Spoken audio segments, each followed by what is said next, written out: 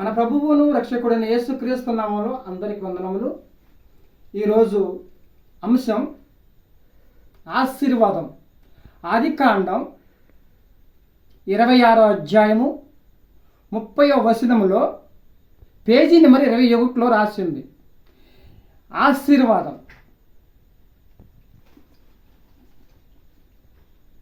నీవు యెహోవా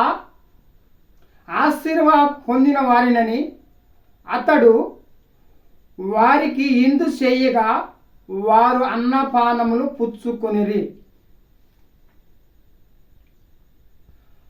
అప్పుడు అతడు వారికి విందు చేయగా అన్నపానములు పుచ్చుకొనిరి. ఇషాకు జీవితంలో ఒక ముఖ్యమైన ఘటన, ముఖ్యంగా సాధనముగా లోతైన అర్థము వివరిస్తుంది. దీని వెనుక ఒక సందర్భం ఉంది.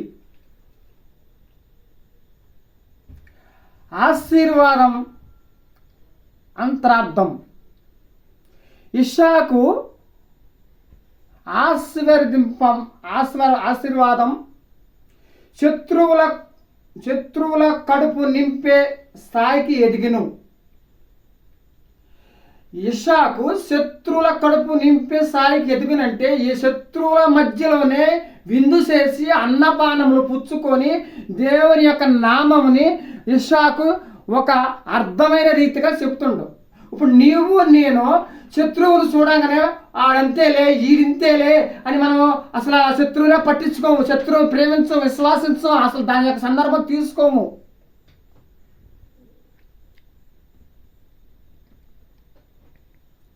ఇషాకు జీవితంలో ఏం జరిగింది? ఒక శత్రువుకి గొప్ప ఇందు చేసి ఒక అన్నపానములు పుచ్చుకొనేది. మరి నీ జీవితంలో నా జీవితంలో ఏం చేసినావు మనం? ఎదుటివాడిని దేశించటం, ఎదుటివాడు ఎలా ఉన్నాడు అలా ఉన్నాడు, ఆ బ్రతుకంతే ఈ బ్రతుకంతే వ్యత్యాసం తప్ప విలువైన జీవితం ఇషాకిచ్చిన జీవితం నీకు నాకు ఉన్నదా? శత్రువుల మధ్యలో కడుపు నింపినంటే శత్రువులంటే ఎవరు? సాతానుతో నింపబడిన ప్రతి బిడ్డ. మరి ఇషాకు జీవితం అంటే ఏంటి? ఇషాకు దేవునితో సంభాషించి అతను ఆశీర్వాదం పొందిన బిడ్డ. ఆశీర్వాదం పొందటం అంటే దేవుని యొక్క మహిమలు, దేవుని యొక్క కృపలు, దేవునితో నిత్యము తగ్గింపు స్వభావం, తగ్గింపు జీవితం, తగ్గింపు విధానంతో నడిచిన వాడు నువ్వైనా నేనైనా ఈ లోకంలో ఏ బిడ్డైనా దేవునితో గడపడం అంటే ఆశీర్వాదం. ఇప్పుడు నీ గృహంలో నీవు ఉన్నావు, నీ యొక్క గృహంలో ఆశీర్వాదం ఎలా వస్తుంది? నీ యొక్క తగ్గింపు జీవితంలో ఎలా ఉన్నది? నీ బ్రతుకులో ఎలా మార్పు ఉన్నది? నీ జీవితంలో ఎలాగా ఎదుగుతున్నావు? దేవునిలో, విశ్వాసంలో, ప్రార్థనలో ఒక వ్యక్తిగా నువ్వు అన్నపానములు పుచ్చుకొని ఇషాకు శత్రువుల మధ్య జీవించినప్పుడు నీ మధ్య నా మధ్య ఒక వ్యక్తి ఉన్నాడు. ఎవడు? అతనే యేసు ప్రభు, యేసుక్రీస్తు. నీ కొరకు నా కొరకు కల్వరి శిలువలో మరణిస్తానికి సిద్ధపడిన యేసుక్రీస్తు. నువ్వేం చేస్తున్నావు? నీలో మార్పేది, నాలో మార్పేది, మన జీవితంలో అర్థమేది? ఇషాకు శత్రువుల మధ్య భోజనం పెట్టినప్పుడు నీవు ఎవరితో నువ్వు శత్రువు దగ్గరికి వెళ్ళి ప్రేమతో అయ్యా బాగున్నావా, అమ్మ బాగున్నావా అని ఎవరైనా అడిగినావా? ఎవరైనా మాట్లాడినావా? ఇప్పుడు దీంట్లో తీసుకుంటే నీ గృహం, నీ తల్లి, నీ గృహంలో నీ తల్లి కానీ, నీ తండ్రి కానీ, నీ అక్క కానీ, నీ చెల్లు కానీ, నీ బంధుమిత్రులు కానీ, స్నేహితులు కానీ ఎవరైనా నీ గృహంలో వచ్చినప్పుడు ఆశీర్వదింపబడాలంటే నీలో తగ్గింపు స్వభావం ఎలా వస్తుంది? ప్రేమ, జాలి, కనికరము సాదృశ్యముగా ఉండాలి. ఆ ఇషాకు జీవితంలో ఏం జరిగింది? శత్రువుల మధ్య కడుపు నింపెను అని ఉంది. మరి నీ యొక్క కుటుంబంలో శాంతి, సమాధానము, ప్రేమ, ఓర్పు లేనప్పుడు అది శత్రువుల మధ్య విందెంతకైతుంది? అవ్వదు కదా. నీ కుటుంబం ఆశ్రయింపబడాలన్నా, నీ యొక్క బంధుమిత్రులు ఆశ్రయింపబడాలన్నా, ఈ లోక సంఘస్థులు ఆశ్రయింపబడాలన్నా తగ్గింపు స్వభావం ఉండాలి. నీ గృహంలో వాక్యాన్ని చదవాలి, వాక్యంతో నడవాలి, ప్రార్థన చేయాలి, ప్రార్థన ప్రకారం నడవాలి, ప్రార్థన ద్వారా ఎదగాలి. ప్రభు అప్పుడు ఈ సిలువ మానుపై కార్య రక్తంతో నిన్ను స్వస్థపరిచి ఆశీర్వదింపబడటానికి అవకాశాలు ఉన్నాయి.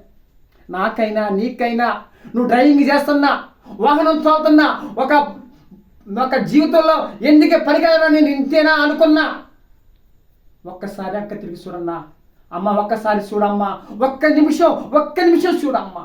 ఆశీర్వదింపబడాలంటే నీ యొక్క పనిలో, నీ యొక్క వృత్తిలో, నీ యొక్క వ్యాపారంలో, నీ యొక్క జీవితంలో ఆశీర్వదింపబడాలంటే నీ యొక్క యేసుక్రీస్తు వాక్యం అనుదినంగా ధ్యానించేవాడు ధన్యుడు. యేసుక్రీస్తును స్తుతించాలి, ప్రార్థనలో వెతగాలి. ఈ 40 రోజులు ఉపవాస ప్రార్థనే కాదు, నిత్యము 360 రోజులు నువ్వు దేవుడితోనే వాడాలి, దేవునితోనే ఉండాలి. అప్పుడు నీ యొక్క గృహంలో ఆశీర్వాదం, నీ యొక్క వ్యాపారంలో ఆశీర్వాదం, నీ యొక్క ఉద్యోగంలో ఆశీర్వాదం, నీ యొక్క చేతి పనిలో ఆశీర్వాదం. దేవుని యొక్క ఇస్సాకు జీవితంలో ఎలా శత్రువుల మధ్య కడుపు నింపిండో, నీ ప్రేమ, జాలి, నీ యొక్క మార్పు, నీ యొక్క క్రియల ద్వారాగా నీవు ఇస్సాకు ఇచ్చిన భోజనం ఎలా శత్రువుల మధ్య పెట్టినవో, నీ యొక్క ప్రార్థన శక్తి ద్వారాగా, ప్రార్థన విధానం ద్వారాగా, పరలోకము పరిశుద్ధాత్మ నడిపింపు ద్వారాగా నువ్వు నడిచినప్పుడు అప్పుడు కుటుంబం ఆశ్రదింపబడుతుంది. నీ అనుకున్న కోరికలు నెరవేరుస్తాయి. నీ అప్పులు ఉన్నాయేమో, నీకు సమస్యలు ఉన్నాయేమో, నీకు ఇబ్బందులు ఉన్నాయేమో, నీకు గర్భఫలం భరించలేదేమో, నీ యొక్క కుటుంబంలో అప్పులు, బాధలతో, సమస్యలతో, ఇబ్బందులతో ఉన్నవేమో, ఇప్పటికైనా తెలుసుకో, ఇప్పటికైనా మారు.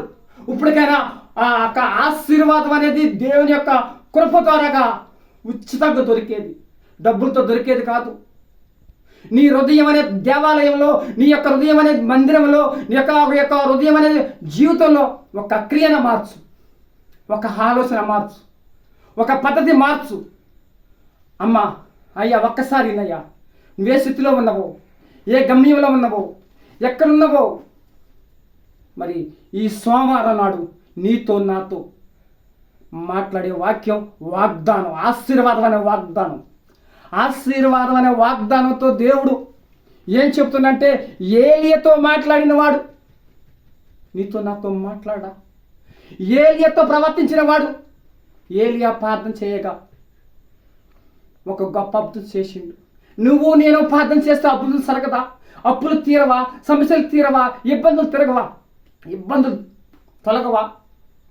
ప్రియ సహోదరులారా, నిత్యము దేవునితో వాడబడాలి, ఆశీర్వదింపబడాలంటే నీవు వాక్యం చదువు, ప్రార్థన చేయి, పాటలు పాడు, దేవునితో దీవారాత్రు ధ్యానించేవాడు ధన్యుడని చెప్తుంది ఇక్కడ వాక్యము. కాబట్టి ఆ యొక్క వాక్యంతో మరి నిత్యం నువ్వు నేను మరి నీ యొక్క ప్రయాణంలో, నీ యొక్క విధానమైన సందేశంలో నువ్వు నుంచున్నావో, వండుకున్నావో, డ్రైవింగ్ చేస్తున్నావో, మరి నుంచొని నడుస్తున్నావో నాకు తెలియదు, నీకు తెలియదు. మన తండ్రి అయినా యేసు క్రీస్తు సీసీ కెమెరాలో చూస్తుందో, మరి ఆ కెమెరా ఎవరంటే మన క్రియలు ఎలా ఉన్నాయి, మన ప్రవర్తన ఎలా ఉంది, మన మాట తీరు ఎలా ఉన్నది, మన వాతావరణం ఎలా ఉన్నది. గృహంలో ఆశీర్వాదం అంటే ఇస్సాకు జీవితంలో అన్నపానములు, శత్రువుల మధ్య అన్నపానములు ఎలా చెప్పిండు, ఎలా పుచ్చుకుండు, తగ్గింపు స్వభావంతో శత్రువులు కొట్టినా తిట్టినా ఆడు పడతోసిన అన్నపానములు పెట్టిండు, కడుపు నింపినని చెప్తుంది వాక్యం. మరి నువ్వేం చేశావు, నేనేం చేశాను? మరి మనలో ఉన్న పద్ధతి ఏంటి, మనలో ఉన్న విధానం ఏంటి, దేవుని యొక్క ధ్యానం ఏది, పరలోక రాజ్యం ఏది, పరలోక పిలుపేది? దేవుని ఈ కొద్ది మాటలు దేవుడు వాక్యం త్వరగా మీకు శ్రద్ధగా వింటారని, శ్రద్ధగా ఆలకిస్తారని చిన్న ప్రార్థన చేద్దాం. పరిశుద్ర మీకు ప్రేమ కలిగిన తండ్రి, నీ ఘనమైన శాస్త్రమైన ఉన్నతమైన నామమును కొందనములు ఆశీర్వాదం అనే అంశం ద్వారాగా తీసుకున్న వాక్య ప్రకారము ఇప్పుడు ఈ వీడియో అంతరం ద్వారా కన్నా ప్రతి బిడ్డ దీవింపబడాలి. ఏ అవసరాలు ఉన్నాయో, ఏ ఇబ్బందులు ఉన్నాయో, ఎంత అనారోగ్యంగా ఉన్నదో, గర్భఫలం లేదో ఆశీర్వాదించి ఆ కుటుంబాలు దీవించాలి. ఆ కుటుంబంలో ఏ కొరత ఉన్నదో, ఏ సమస్యలతో శత్రువుల మధ్య, స్నేహితుల మధ్య, మరి లోక సంచలనాలలో నడుస్తున్నారో నీకు తప్ప మాకు తెలియదు. ఇస్సాకు శత్రువుల మధ్య కడుపు నింపునని, శత్రువులతో భోజనం చేసినని అన్నపానములు పుచ్చుకున్నానని ఆది కాండము మరి 26-30 వచనములో వివరిస్తుంది. కాబట్టి మనం కూడా వాక్యము చదివి ధ్యానం చేసి మన ప్రభువు అయిన రక్షకుడైన యేసుక్రీస్తుని ఆహ్వానించి మనం ఆశీర్వాదం ఫలం పొందాలంటే యొక్క నీ హృదయం నా హృదయము దేవునికి అర్పించి దేవునితో స్తుతించాలని మన నాథుడైన యేసుక్రీస్తు నామమున అందరికీ వందనములు.